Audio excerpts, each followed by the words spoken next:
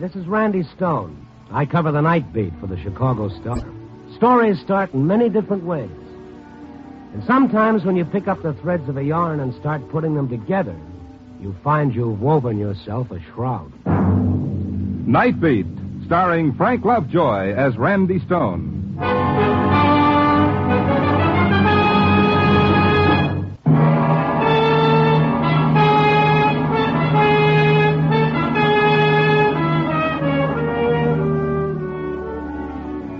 A great poet once wrote about Chicago. He said it was a city built by men with muscles and a willingness to use them. Well, Chicago is still full of willing people. Some willing to work and others willing to let them. You take Gus Reed, who broke jail last week while doing life for murder. Not that he ever became bent with honest toil. He just got crooked trying to avoid it. But now he was out, escaped with a famous hood named Neil Ramsey.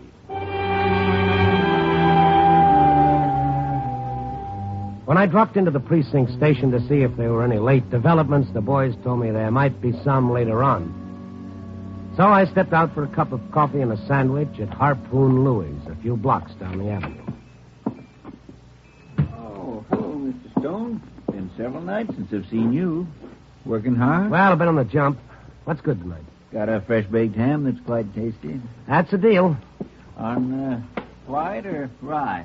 Rye, I guess. Mustard and pickle, I presume? Yeah, and a cup of coffee. Well, look what just walked in. Huh? Looks like the man from Mars. What happened, kiddo? Your flying saucer breakdown? Oh, well, goodness, you're a big boy to be wearing a Halloween mask. Shut up. What's the big idea? What's it look like? This is a sticker. The kid was sandy-haired, skinny, and as nervous as a two-headed boy at a scalping party. A mask covered his entire face, a fantastic false face with a couple of rubber antennae quivering over the eyebrows. Very amusing, until you looked down and saw the .38 in his fist. All right. You, behind the counter. Open the cash register. And let's have it, quick. Well, all right. Easy with that gun, kid. Shut up, you. Empty your pockets. Anything you say. Easy on the trigger. Here you are. All right. You behind the counter. Just lay that money on the showcase. It isn't worth it, you know, son. I'll just take that. As the kid stepped forward, his eyes on the money, I lunged swinging. He whirled as my fist smashed against his wrist. The gun hit the floor, and I snatched at his mask, ripping off a corner as the elastic snapped. He jerked away, tripping me as I grabbed him. I fell. The last thing I remember as my head hit the radiator was his white face as he jerked open the door and darted out. Help! Please!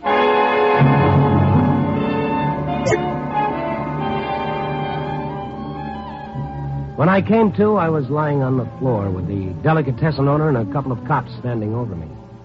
I stared up at them, my brain knee-deep in fog. Oh, that man's gone, huh? Oh. Now, how's your head feel, Stone? Oh, it's sagging like a wet circus tent. Here, let me help you up, Mr. Stone. Thank you. I can manage. Say, here's a description of the kid that Louis gave us. See how it checks with you, will you? Okay. Yeah, that's right. About 13, 5'3", light hair. Mm-hmm. I suppose you'll be able to trace him by that gun he left, won't you? Oh, it's probably stolen. Why do you suppose a boy, a child, would do a thing like that? You suppose he was hungry?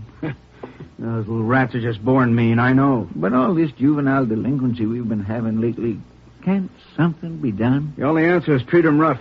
Got to be twice as hard as they think they are. Well, tombstones are hard, too, officer, but they generally have a good word or two for the people beneath them. Okay, Mr. Stone. After what happened to you tonight, I'll leave it to you to find a good word for them. Well, heaven help us if we don't. Come on, Joe. Be at detective headquarters first thing in the morning, will you, Louis? Yes. Well, I suppose I'd better make a report to my insurance company. Uh-oh, what's this? What is it, Mr. Stone? You find something? Yeah, a piece of the kid's mask. Tore it off when I grabbed him. Police must have overlooked it flying there on the floor. Well, it doesn't matter, I suppose. No, maybe not, but it's the part that has the price label stuck on the inside. Oh? Yeah, with the name of the store printed on it. Eddie and Mabel's, refreshments, toys, novelties. Louie, where's your telephone directory?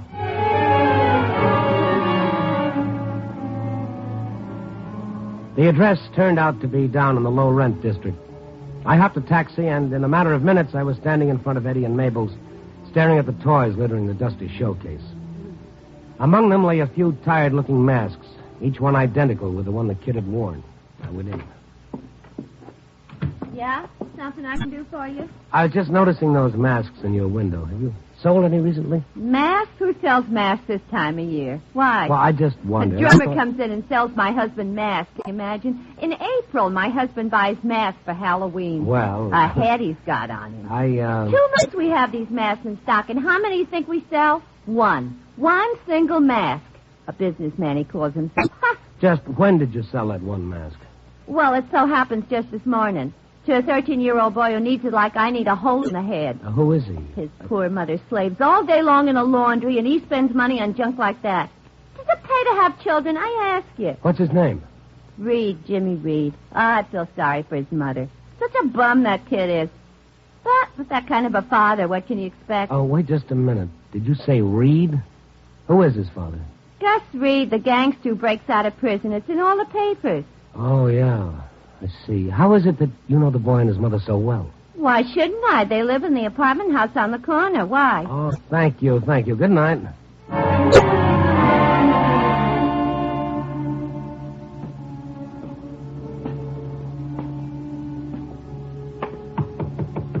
I could have sworn that I'd heard dim voices as I'd approached the door of the Reed apartment, but now there was nothing but silence.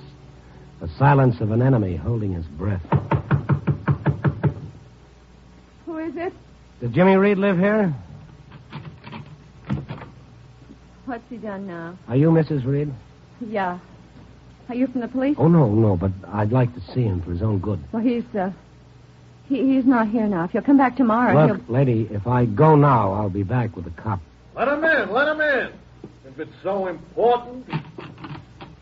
Come in, pal. No sense bothering the cops. I said come in.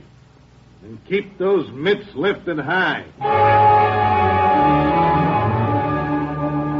It was the infamous Neil Ramsey, the lad who busted out with Gus Reed. He stepped from behind the door, lean and dark, his mouth grinning, but his eyes as cold as rigor mortis.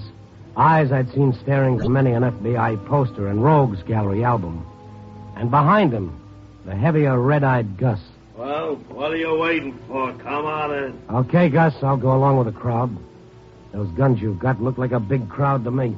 Hey, Pop, that's the guy who jumped me at the delicatessen. Hi, Jimmy. Him? The boy made a slight mistake, Gus. He didn't keep his eye on the sucker. You and your lousy $2. I would have done all right if you hadn't stuck your big fat nose in. Yeah, not much of a teacher, are you, Gus? But then I don't suppose I can blame you. You never had nerve enough to stick up anybody yourself. You shot him in the back and then robbed him. So I ain't got nerve, huh? Show him, Pop. Gus, don't. Please don't needle him, mister. He's been drinking. Yeah, I know. Whenever he gets into trouble, he tries to pull himself out with a corkscrew. You can't do it, Gus. He said Papa's yellow. So I'm yellow, huh? Oh, sure. You're a colorful character, Gus. A red nose, white liver, and a yellow streak. Yellow. Huh? Don't try it, Gus. Shoot, and you'll get the chair this time. Keep your hands up. Yellow, huh? Gus, no! I'll show you. No! His gun butt cracked against my skull, and I staggered backwards, tripped over a constellation of stars, and fell into darkness. Why did you do it? Why did you do it? You killed him! Killed him!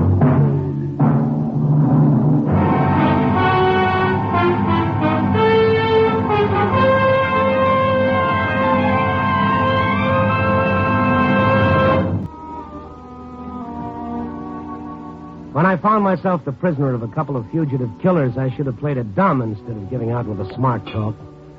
Might have saved me a crack on the head to match the one I got in the delicatessen store. When I came to, I was lying on a sofa, limp as a poached egg on toast. I turned my head and I saw Mrs. Reed with Lieutenant Saunders of Homicide. Looks like he's coming out of it. How do you feel, Stone? Oh, one more dent in my skull. I'll rent it for a golf ball. So Gus and Neil got past you, huh? Well, they won't get past the roadblocks we set up. How'd they get out of the house? Over the roof? Yep, same way they got in, apparently. Old stuff. You should have figured that, Lieutenant. Oh, sure. Just like you figured on finding him there when you stuck your nose in. Yeah. Jimmy go with him? Jimmy's a child. Baby, he doesn't know what he's doing. He's a good boy, Mr. Stone. It's all his father's fault. He's twisted Jimmy. He thinks his father's a hero. Okay, Mrs. Reed, that wraps it up. We're through here for the time being.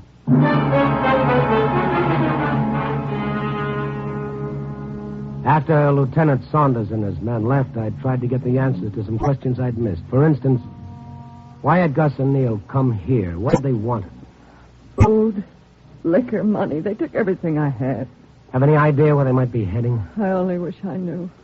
Well, Gus broke out a week ago.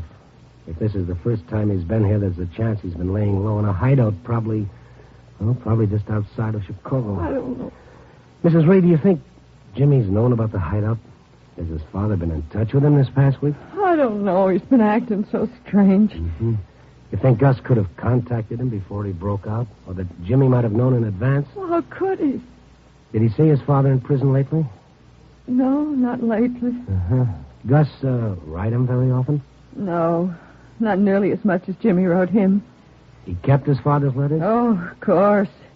Kept them like they were treasure. Can you get them? I'd like to look them over. I'll see if I can find them.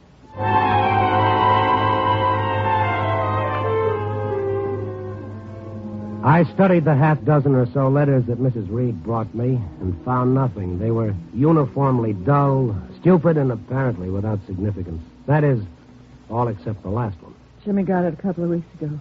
Read it. Be a good boy and don't get mixed up with the old Lakeside gang or the bunch at the tavern. Abandon the road to evil. It doesn't sound like Gus, does it?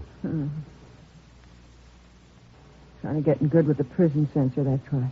Putting on the hypocrite. Uh-huh. I get homesick off and on. Your accident on the Compton Highway was tough. Yours truly, your own man. Compton Highway? I don't know what Jimmy told him, but he certainly didn't have any accident. What about the Lakeside gang? Oh, I never heard of it. This bunch at the tavern he mentioned. Well, I tell you, it doesn't make sense. Jimmy would have told me if there'd been any trouble. I know he would have. Abandon the road to evil. No, you're absolutely right, Mr. Reed. It doesn't make sense. I held it up to the ceiling light, and there it was. Pinpoints of light gleaming through 8 words in the letter. What is it? Does this make any sense to you? Old Lakeside Tavern, abandoned road off Compton Highway. Lakeside Tavern. Of course, Gus used to work there. When? Years ago, it was a beer parlor. On an abandoned road? Well, it wasn't then. They built a shortcut later that bypassed it. The place was condemned. Uh-huh. Well, I'd better be going. I'm going with you. On a hold? You can't stop me. Jimmy's there. We don't know that. Well, if that's where they are, he's there, and I'm going. Now, look, the best thing that we can do is go to the police and tell them what No, Mr. Stone, please. They'll be shooting. Jimmy will be killed. As long as he stays with... Even if he isn't, if he's arrested there, it'll make things worse for him than they are now. Please, Mr. Stone, let's do it my way. But what? What can you do? Well, get him away from there first before the police come. Well, I'll probably regret this, but come on.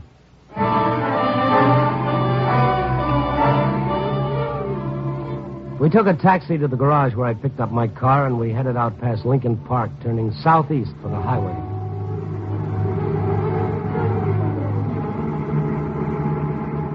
You sure we turned off at the right place? Oh, yeah, I'm sure. This is part of the old road. There it is, the tavern between those trees. Oh, yeah. Uh-oh. What is it? Thought I saw a light in one of those windows. Oh, I didn't see anything. Now, look, we passed a filling station about a mile back down the road. Be much better if we went back and buzzed the state highway. Oh, no. And what are you doing? Hey, wait! Jimmy!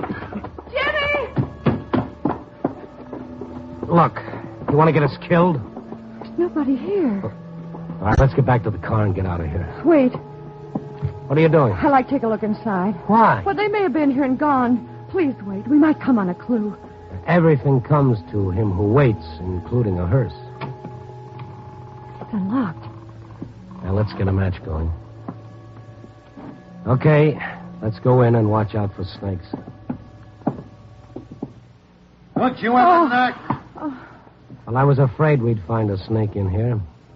Hiya, Neil. Stay right where you are, wise guy. What are you doing there in the dark, waiting for something to develop? You know, that door with the moonlight behind you makes a very nice frame. I couldn't miss. Jimmy! Jimmy, where are you? Cut it out, sister. Okay, Gus, open up the lantern. We got him. Yeah. Gus. Yeah. Close the door, mister. So you found the place, huh? Gus. Well, I hope you're satisfied. Gus, where's Jimmy? What's happened to him? What's happened to him, she says. Here I am sitting with a bullet in my chest, and all she hollers is what's happened to that dumb little punk. Gus. She sees me. Gus, where is he? Oh, dry up. He'll be back. I just sent him down the road for a can of gas. Where's your car? You think we'd leave it out in front? What happened to Gus? Who shot him? What difference does it make? This is one story you ain't covering, pal.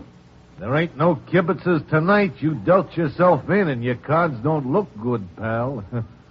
Not with me holding 6 bullets in my hand. Well, like they say, Neil, the game is always darkest before you've drawn. Yeah, well, you don't get no more cards, friend. You're through. The roadblock. Of course. Gus got it when you crashed the roadblock. Give the sucker a cigar. You know, I'd get a bang knocking you two off right now. But just in case we do have trouble, maybe we could use a hostage or two. Hostage? Neil, that's a $2 word. Yeah. I got a 39-cent rope to go with it. Turn around, both of you.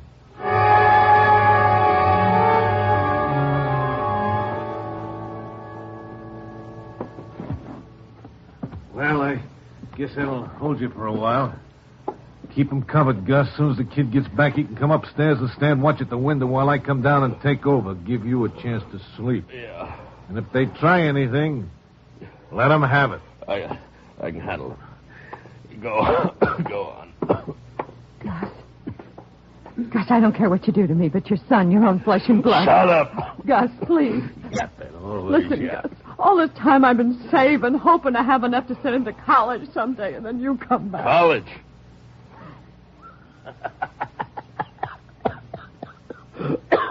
All right, so you'll go to college. I got some deals cooking. Look, you help me get out of this spot. I mean, we'll have enough dough. The Gold Coast Servants College, huh? So I'll send him to college. But you can send him to college, Gus, now. What? What are you talking You're worth $5,000. Dead or alive. Reward for me? $5,000. Look, let Ann turn you in. Let her, Gus. She'll get the reward. Just cut us loose. What kind of a sucker do you think I am, you lying? All right, then. All I got to say is you better see a doctor before morning if you expect to live. Shut up. I'll dance on your grave, you creep. What's the use of kidding yourself? You're dying. You're just sitting there dying. Your only chance is a doctor now before it's too late. I don't have to tell you, Gus. That bullet's in your lungs. And when you start to go, it'll be fast. Nothing will save you. Go ahead and die, why don't you, now? No, look. Someone's coming. Jimmy! Ma, how'd you get here? Pa, did you have to tie her up? Hey, punk! Neil, hey, why'd you have to tie her up? Seen you come up the road with that can of gas. Where is it? Outside. Well, get it in the car. You hear? Make it snappy. Yeah. And when you're through, come on up here. Okay. Ma. It's all right, Jimmy. Jimmy, Neil will kill you, Mother. You've got to cut us loose. Oh, no. No, he won't. Everything will be all right, Ma. I gotta get to a doctor. You haven't got much time, Gus. I gotta get out of here. But jeepers, Pop, we can't. Maybe if I can get Neil to let me go for a doctor. A doctor won't do him any good here. He's got to get to a hospital. Yeah. But, Pop. But I'm dying. I can't lay here and just die. But, Pop, Neil said all the roads... Neil'll be hanged. He can burn for all I care. It's your only chance, Gus. Not only for yourself, but for your wife and Jimmy. The reward will help. Reward? What difference does that make to me? Look, I gotta get to a hospital. Look, I'll cut you loose. You gotta help me. Huh? Roll over. Right. Close enough?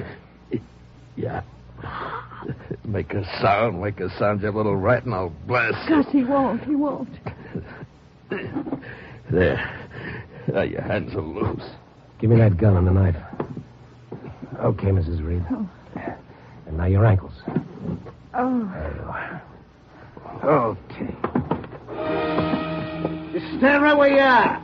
Neil. Yeah, your partner. Neil Ramsey stood at the head of the stairs at the other end of the big room. I could barely make him out in the dim gloom, but you didn't have to spotlight his .45 to know that it was looking down at us. Drop the rod, journalist. He came down, crossed the floor, his face twisted in the kind of grin you see pictured on labels over the word poison. So you want to go to a hospital, eh, Gus? Neil, I gotta. I can't breathe. And I can blame for all you care, eh? No, I didn't mean it that way, Neil. You want to go to a hospital, give up. They can't give you a worse sentence than what you got now, is that it? I wouldn't say anything, Neil. I But wouldn't. me, I burn when they catch me, eh? But you don't care. That's okay by you, eh? I'm no good to you, Neil. Please. Please, Neil, don't do it. I wouldn't double-cross you, I swear. I Yeah, wouldn't you swear. I'm just looking at you, Gus. I'm wondering why an operator like me, who's supposed to have a few brains, ever tied up with a cheap, yellow... Pops are not yellow. What's the matter, punk? Does it suit height? Well, he'll tell you so himself. Go on. Tell him, Gus. Tell him you're a cheap, yellow lout. Tell him or I'll... I'm a cheap yellow lot. Oh, please, Neil, please let me alone. I can't breathe. Please. You can't breathe, eh? Well, nobody that can't breathe belongs in any hospital. Neil. No. The place for him No. is the morgue. No. You butcher! You shot my pop. You shot him. I'll kill you. The kid flew at him, and as he wheeled to shoot, I put everything I had into a right that struck behind his ear with a shock that jarred me to my toes. Neil lay at our feet, sprawled out as cold as a witch's kiss. Jimmy stared down at him, the frenzy draining from his face. And something else went out of him, too. He turned slowly, and he stared at Gus's dead face for half a minute. Why did he do it? Why did Pop do it? To what, Jimmy? What to you? They're yellow. Yellow. He turned yellow. Look, Jimmy, I know he was your pop, and it's tough, but without his gun, he was nothing. Nate would have turned yellow, too, if Gus had the drop on him. Without their guns, without having that advantage, they're all yellow, Jimmy, all of them. Begging for their lives and licking your boots and asking for mercy that they themselves would never give. People like that aren't heroes, kiddo. It takes a lot more than a gun to make a hero. A lot more. Jimmy. And you know what, Jimmy? You can be different. I think you have what it takes. Jimmy, dear. He'll be all right, given half a break. I'm sure of it.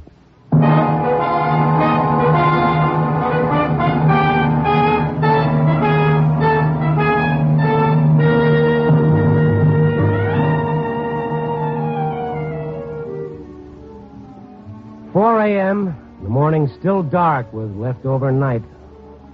A few hours from now, Mrs. Reed will find out that there is no reward for Gus, that I lied trying to trick him into letting us go. But she'll feel better about it, maybe, when she finds out there is one for Neil, and $5,000 worth. So maybe Jimmy will have his chance for an education after all. That is, after we straighten out a slight case of armed robbery and aiding to escape convicts. This is going to take quite some straightening, but when it comes to kids, even at 4 a.m, I'm an optimist. Well, so that's it. It isn't often life ties up a story with a rose-colored ribbon. Usually it just leaves the loose ends dangling. So, well, let's tie it up. Copy, boy.